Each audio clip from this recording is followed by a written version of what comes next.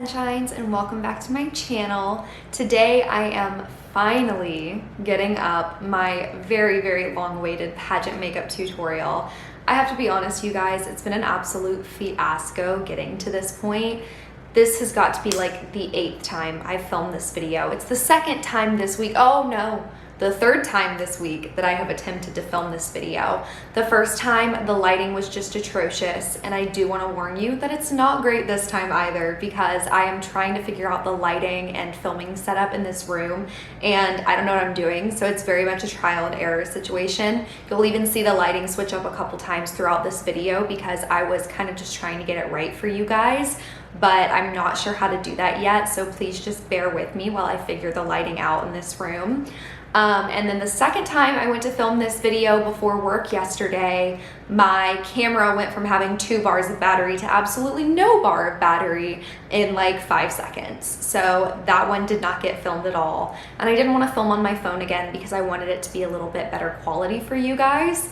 So we're just gonna have to deal with it for now while I figure it out. But I really appreciate you being understanding always while I work out how to perfect these videos, because I'm definitely still a beginner and I'm still learning, but I'm having fun while I'm doing it.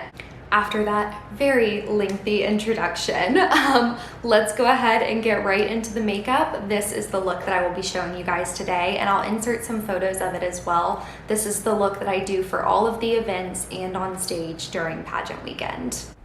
So I have already done my brows and everything off camera, but to start out, I'm gonna go in with those 2 medium brown shades mixed together from the Jaclyn Hill palette. This is from the Volume 1 palette, and we're starting at the outer corner, and we're gonna go in small circular motions in that outer corner and then very low into the crease. You want to make sure that you're not pulling that color up too far towards the eyebrow. It's just going to make everything look too deep set, especially on stage. So try your best and keep that color low. Next, I'm going in with a mix of darker brown shades from that palette. Don't worry if you don't have the exact same ones. And then we're going to go in with an even smaller blending brush. I'll link all of my brushes and products down below so it's easier for you guys to see what I'm using. We're just going to go in the same area but keep it a little bit lower. Now in this clip, I'm going back in with my previous brush as well as a clean blending brush and switching between all 3 of those so that I can work on getting a seamless blend. I know that it does look pretty harsh here, but like I mentioned, I was kind of having a lot of trouble with the lighting. So at the end of the video, you'll see a clip of what my makeup looks like in better lighting with my phone camera to show you a little bit more true to what it looks like in person. Next, we're going to pack a gold shade onto the lid with just our finger, and then we're also going to use a sort of champagne glitter color to add as a little bit of a topper to the eye area. This really adds a lot of shine. It's one of my favorite steps in the makeup look and makes your eyes pop. Here I'm going in with the Sephora Collection Brown Waterproof Eyeliner to tightline, and to do my bottom eyeliner, make sure that you're a little bit messy with it on the bottom because it'll make it really easy to smoke out your bottom lash line, which just looks absolutely stunning on stage and in pictures.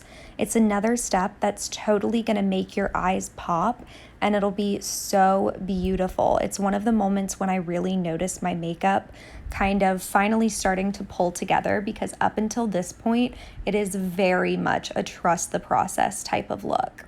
And to blend out, you're just going to use whatever shade you used in your crease on really tiny blending brushes so you can get a nice smoky bottom lash line. In the next clip, I'm just cleaning everything up with a cotton round. You can use a makeup wipe if you want, but I just use a cotton round. Here I'm going in with the Charlotte Tilbury Hollywood Flawless Filter all over my face as a base for my foundation. I do already have primer, moisturizer, and skincare on, so I'll link those in the description down below because these are all really important steps. Here I'm blending in my Dior Air Flash foundation. I personally would prefer to use the NARS All Day Weightless. It's just not my color right now because I haven't gotten my Pageant spray tan yet. But I've been told that another good one is the Huda Beauty foundation because the All Day Weightless foundation has unfortunately been discontinued. This right here is just going to be the placement of the concealer. For on stage, I would recommend using the NARS Soft Matte Concealer, I think it is. It's whichever one is in the pot. But this is the Radiant Creamy. It's my favorite concealer of all time for everyday use. But I would rather use the Soft Matte on stage just because it is going to provide you with a little bit more coverage that you need under those stage lights. I'm just going in a triangle under the eyes and cleaning up the outer corner of the shadow with it, going down the nose, around the forehead area, and the chin with the concealer. And then we're just going to blend it all out with the Beauty Blender. You can let it dry down for a couple of seconds if you need to let it thicken up, but I don't really find a need to with the NARS concealers. I think that they're already pretty good coverage on their own. Now to get up next to that under eye area and to keep it seamless, I'm going to go in with another small blending brush. This is again just an eyeshadow one. It's great for hard to reach areas like the inner corner and right up against that lower lash line. So I use that to blend everything out a little bit more seamlessly and also to blend things out in the crease of my eye, because before we set everything with powder, we want to make sure that all of our creases are blended away so that we don't set a crease into our makeup with powder. This is really going to help the longevity of your makeup, and it's just going to help the appearance of it in photos and on stage especially. Here I'm going in and I'm doing my cream nose contour. I'm just taking a little brush and kind of stamping my Milk Cream bronzer onto the side of my nose, and I'm going to blend it out with an eyeshadow brush later. For my regular bronzer, I like to warm the cream bronzer up on the back of my hand, then pick it up with a Beauty Blender and apply it to my cheekbones, forehead, and jawline area. And then you can see me in some of the clips kind of flip the Beauty Blender around. So I'm back to the side that has my foundation and concealer on it. And I will use that to blend the areas where the bronzer and the highlight meet, because that's going to give me a much more seamless finish, especially in person. Everything is going to look really airbrushed and flawlessly blended. Here I'm blending out that nose contour with an eyeshadow brush, and I'm also going to be blending that up into the crease of my eye makeup just to give everything a smooth, seamless finish. Next, I'm going in with the Laura Mercier Secret Brightening Powder for the under eyes, and I'm also going to use this on whatever areas I put concealer on. Make sure that when you're applying your powder, you apply it in a patting motion. Don't rub, because then you're just going to move all of the product around. And I didn't include a clip of me setting my entire face with translucent powder because I felt like it was kind of pointless, but I do go in after this step and I set the rest of my face with either a translucent or skin toned powder just to make sure everything's in place. Here I'm going in with the Marc Jacobs bronzer and a Morphe brush. Both have unfortunately been discontinued, but I will link some similar ones down below.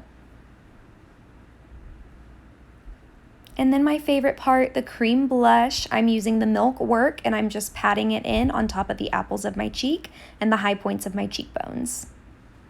And then finally, I'm going in and overlining my lips with the Charlotte Tilbury Iconic Nude Lip Liner. This is literally my favorite lip liner of all time. I used to use the NYX ones, and those are really amazing in nude beige and nude truffle for $3 and a lot of different skin tones. But I just kind of wanted to treat myself to some nicer lip products, so I bought myself a Charlotte Tilbury one, and I think this is absolutely the perfect color for my complexion, and I can't wait to wear it for pageant makeup. Next, we're going to go in with the NYX Soft Matte Lip Cream in Stockholm, I think is the shade. Just a really pretty, like kind of peachy nude, so I use that as my lip color. And then I go in with the Dior Lip Maximizer in the shade 013. It is absolutely the best lip plumper of all time, my favorite lip gloss of all time. And then finally, I'm just topping it off with a little of this really light Marc Jacobs lip gloss to give myself some more dimension. These are my lashes in the style Millionaire from my friend Taylor. I'll link them down below.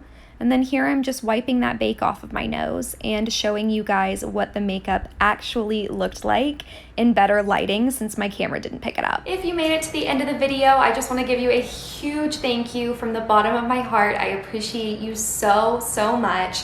And if you like this video, please subscribe to my channel, give me a little thumbs up, and comment down below what you would love to see next. I'm definitely getting back in the swing of things with filming, and I am so excited to get some more content up for you guys. Remember to radiate positivity today and always, and I'll see you guys in the next one. Bye!